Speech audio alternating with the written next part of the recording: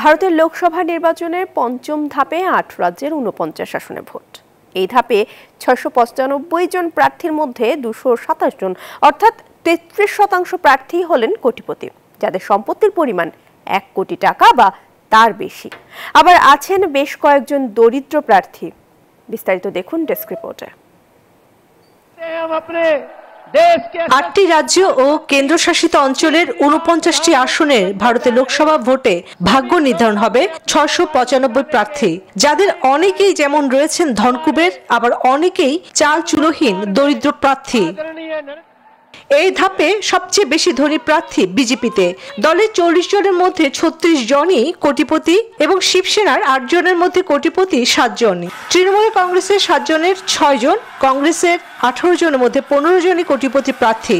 এসবের তথ্য উঠে এসেছে দেশটির ভোট নজরদারি সংস্থা অ্যাসোসিয়েশন ফর ডেমোক্রেটিক রিফর্মস এবং ন্যাশনাল ইলেকশন ওয়াচের যৌথ জরিপে।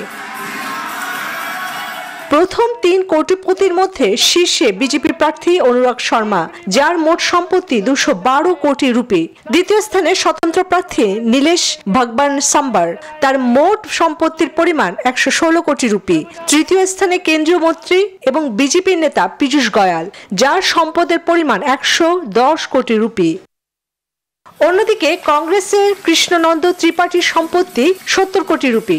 মহারাষ্ট্রের মুম্বাই উত্তর পশ্চিম আসনের শিবসেনা উদ্ভব বালাসাহেব ঠাকরে প্রার্থী রবীন্দ্র দত্তরাম ওয়াকারের সম্পত্তি রয়েছে ৫৪ কোটি রুপি।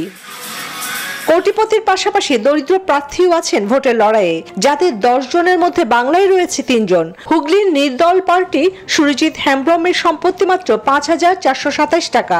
বারাকপুরের নির্দল পার্টি রোহিত কুমার পাঠকের সম্পত্তি ১৫,০৪১ টাকা। মাত্র ৬৭ টাকা নিয়ে এই ধাপে সবচেয়ে দরিদ্র প্রার্থী জম্মু কাশ্মীরের বারমুল্লা আসনের নির্দল প্রার্থী মোহাম্মদ সুলতান গনাই। পঞ্চম ধাপে মোট ৫৪৩টি লোকসভা আসনের মধ্যে ৪২৮টি আসনে ভোট গ্রহণ শেষ হবে। চন্দ্রানী চন্দ্রা, নিউজ 24।